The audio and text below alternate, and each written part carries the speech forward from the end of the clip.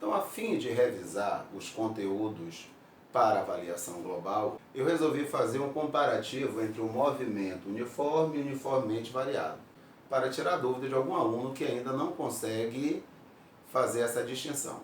Primeiro, na prática, não tem grande complicação. Eu sei que no movimento uniforme, o valor da velocidade vai permanecer constante. No movimento uniformemente variado, o valor da velocidade vai variar, porém vai variar uniformemente. Ou seja, sempre que passar o mesmo intervalo de tempo, a velocidade vai variar da mesma quantidade. Se no primeiro segundo a velocidade aumentou de 2 metros por segundo, no terceiro segundo vai aumentar de 2 metros por segundo. No milésimo segundo vai aumentar de 2 metros por segundo. Ou seja, a taxa de variação da velocidade vai ser sempre a mesma. E é o que nós chamamos de aceleração. Então vamos lá. Movimento uniforme. O valor da velocidade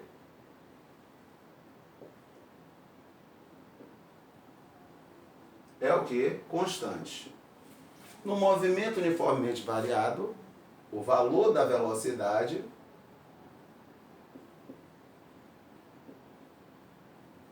varia uniformemente. Ou seja, aqui nós vamos ter uma grandeza que nós chamamos de aceleração, que é justamente o quanto a velocidade está variando com o tempo. No mu, se eu for fazer o gráfico da velocidade em função do tempo, como a velocidade não está variando, vou ter um gráfico que vai ser uma reta paralela ao eixo do tempo, que indica que o tempo está passando e a velocidade não está mudando. Já nesse caso aqui, se eu for fazer um gráfico da velocidade em função do tempo,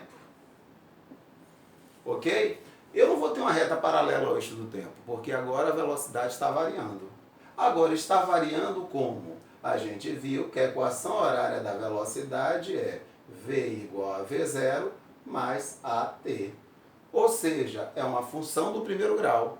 Então, eu posso ter uma reta crescente, sendo que aqui é a velocidade inicial, ou posso ter uma reta decrescente. Agora, como é que eu vou saber se é crescente ou decrescente? Sem problema, que vai indicar o crescimento ou decrescimento da função é justamente a aceleração. Se a aceleração for positiva, o gráfico é crescente. Se a aceleração for negativa, o gráfico é decrescente.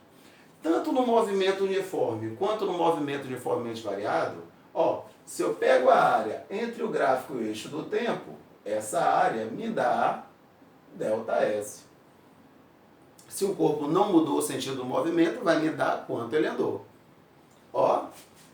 Não importa se é mu ou se é move. Essa área aqui, ela é numericamente igual a ΔS. Se o corpo não mudou o sentido do movimento, é a distância que ele andou. Marivaldo, por que você está chamando a atenção? Se mudou ou não mudou o sentido do movimento?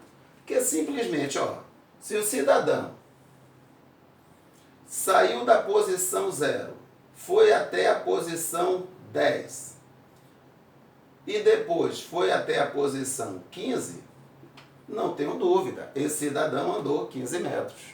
Se eu pegar a posição final menos a posição inicial, 15 menos 0, também vai dar 15.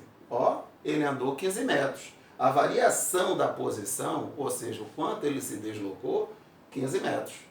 Mas imagine que o cidadão saiu da posição 0, foi até a posição 15 e voltou para a posição 10. Quanto esse cidadão andou? Ele andou 15 mais 5. Ele andou 20 metros. Concorda? De 0 a 15 ele andou 15 metros. De 15 a 10 mais 5 metros. Então 15 mais 5, quanto é que dá? 20 metros. Agora, se eu fosse pegar o deslocamento dele, ou seja, a variação da posição dele, qual foi a posição final dele? 10. A inicial, 0. 10 metros. Então essas coisas não coincidem. Então por isso que sempre eu chamo a atenção. Se o cidadão não mudou o sentido do movimento, eu vou ter que o deslocamento dele, ou a variação de posição dele, vai coincidir com a distância percorrida. Outra coisa importante. Então quer dizer que eu tenho aqui a trajetória do corpo, ok? Se o corpo está andando no sentido positivo, eu digo que o movimento dele é progressivo. Se ele está andando no sentido contrário ao positivo, o movimento dele é retrógrado. Marivaldo, progressivo por quê? Porque a posição dele vai progredir com o tempo. 0, 1, 2, 3, 4, 5. Retrógrado por quê? Porque a posição vai regredir com o tempo. 90, 89, 88, 87. Isso muda no movimento uniformemente variado. Essa definição de progressivo e retrógrado é geral, não importa o tipo de movimento. A posição está progredindo, o movimento progressivo. A posição está regredindo, o movimento é regressivo. Porém, se eu estou no movimento uniformemente variado, eu tenho outra coisa para analisar. O corpo está andando cada vez mais rápido ou está andando cada vez mais lento? Se ele estiver cada vez mais rápido, o movimento dele é acelerado. Se ele estiver cada vez mais lento, o movimento dele é retardado. Então, ó, no caso do MOVE, eu ainda, além de progressivo e retrógrado, eu tenho que analisar se o movimento é acelerado ou se o movimento é retardado. E aí, movimento acelerado, ó, cada vez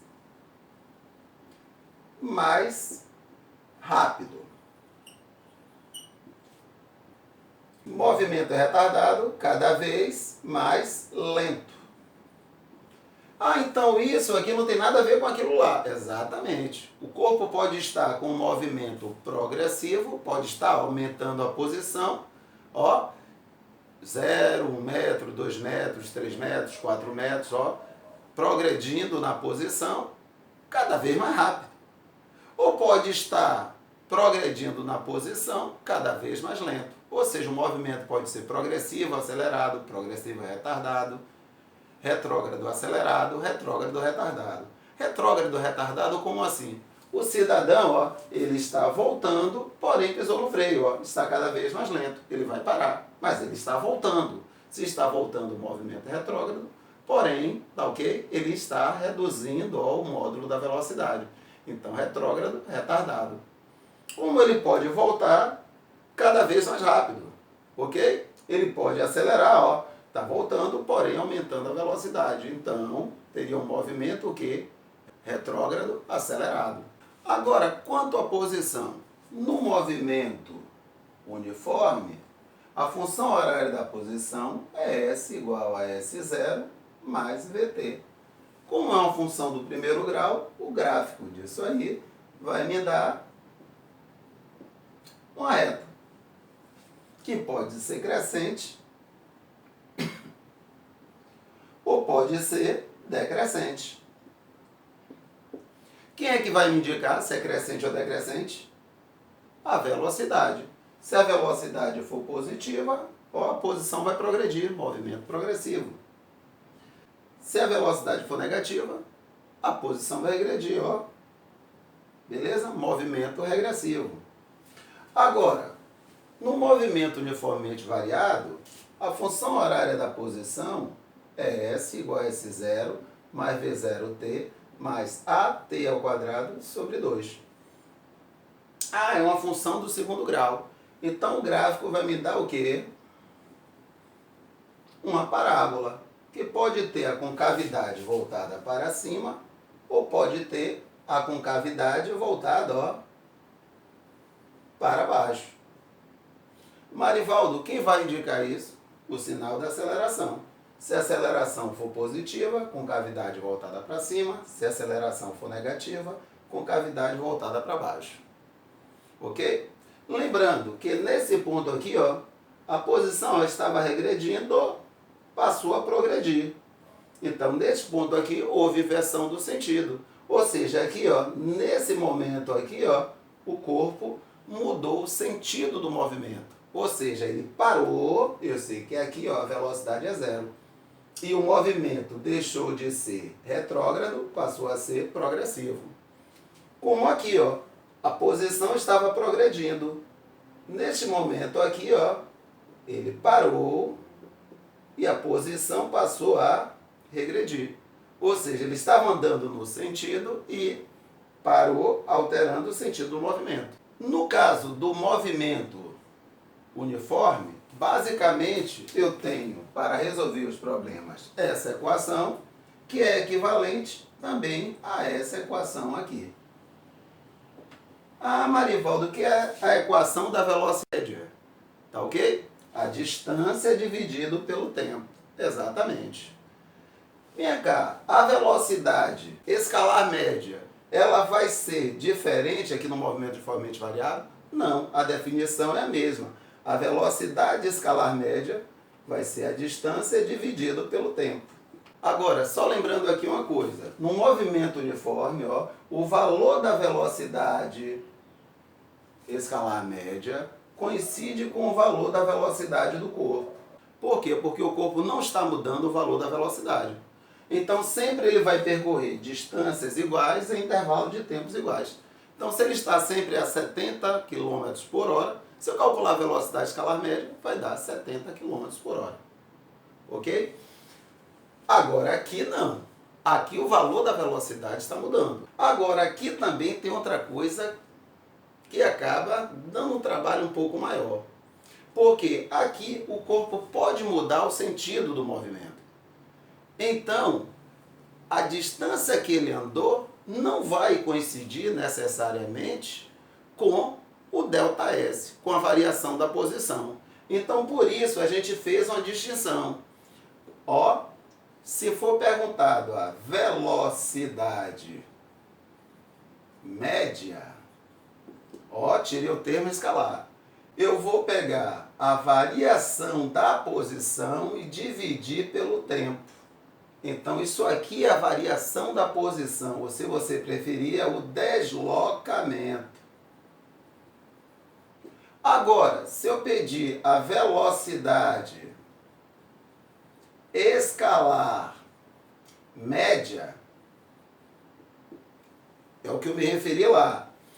Eu vou encontrar calculando a distância dividido pelo tempo. Então, ΔS é a distância. Porque lá não tinha possibilidade do cidadão voltar. Ele estava sempre com a velocidade ou na mesma direção ali, ou no mesmo sentido, ou sobre uma linha. Então, ó, se eu pegasse a variação da posição, eu tinha exatamente o quanto ele andou. Aqui não. Então, se eu quero calcular a velocidade escalar média, eu tenho que me preocupar com quanto ele andou. Agora, se eu quero a velocidade média, eu vou simplesmente calcular o ΔS. Certo? Então, para resolver problemas de movimento uniforme, eu tenho basicamente essas duas equações, e que são equivalentes. E movimento uniformemente variado, aí eu já tenho o quê?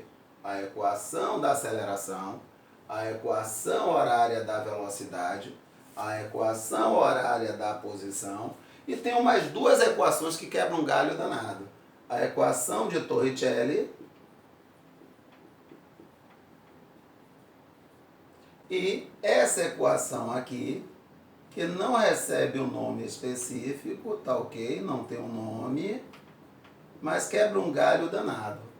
Para achar, ó, a variação da posição, eu posso somar velocidade final mais velocidade inicial vezes o tempo e dividir por 2. Quebra um galho danado.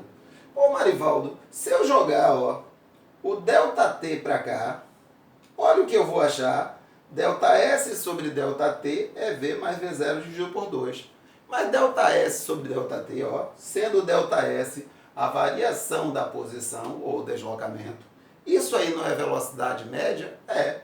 Ou seja, outra fórmula para calcular a velocidade média vai ser V mais V0 dividido por 2. Ó, para achar a velocidade média no move, eu posso pegar a velocidade final, somar com a velocidade inicial, dividir por 2. Ok? Isso eu posso fazer no movimento uniforme? Não, jamais. Só serve aqui para um movimento uniformemente variado. Como eu concluí isso? Só peguei esse ΔT aqui e trouxe para cá dividindo. ΔS sobre ΔT, V mais V0 sobre 2. Agora vem a questão. Sim, Marivaldo, eu até sei a teoria, mas na hora de resolver o problema, minha dificuldade é como é que eu vou saber qual equação utilizar. Então a dica que eu dou é, leia o problema, mais de uma vez até entender, coleta os dados. Com os dados em mãos, você vai ver o seguinte, o que é que ele me deu? Velocidade inicial, aceleração e o tempo. E que é a velocidade final. Qual a melhor equação? Essa aqui. Ah, Marivaldo, ele não me deu tempo. Ele me deu a velocidade final, a velocidade inicial, a distância e pediu a aceleração. Então, peraí, aí eu vou dar uma olhadinha. Ele me deu a velocidade final, a velocidade inicial, a distância e pediu a aceleração. Qual a melhor equação? Esta aqui. Então, você tem que conhecer as equações. Conhecer as equações não garante que você vai conseguir resolver o problema, porque depende também de interpretação. E também tomar cuidado na hora de fazer as contas. Então, ó, leu a questão, entendeu o que ele quer, coletou os dados, vê aí qual a equação aí, ó, que esses dados se encaixam de melhor forma.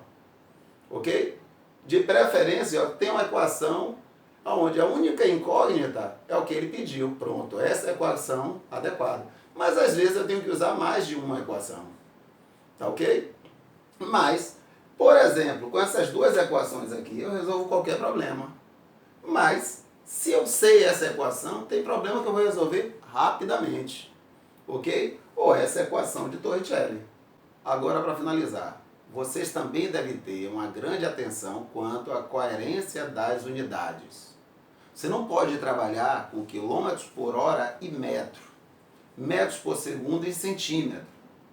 Metros por segundo e centímetros. Sempre olhando a coerência das unidades. Ou trabalha só com metro, ou só com centímetro, ou só com segundo. Tá ok? Não posso trabalhar com hora e segundo ao mesmo tempo. Se eu tenho uma velocidade em quilômetros por hora, o tempo tem que estar em hora. Tá ok? Então tem que tomar cuidado com essas transformações. Só lembrando, no caso da velocidade, ó, se eu tenho a velocidade em quilômetros por hora, como é que eu transformo para metro por segundo? Ó, dividindo por 3,6. E de metros por segundo para quilômetros por hora, multiplicando, ó, por 3,6. Ô Marivaldo, e se tiver em metro por segundo e eu quero transformar para centímetro por segundo, é só você lembrar que um metro tem 100 centímetros. Ou seja, ó, 1 metro por segundo, 1 metro tem quantos centímetros? 100. Corresponde a 100 centímetros por segundo. Sem problema.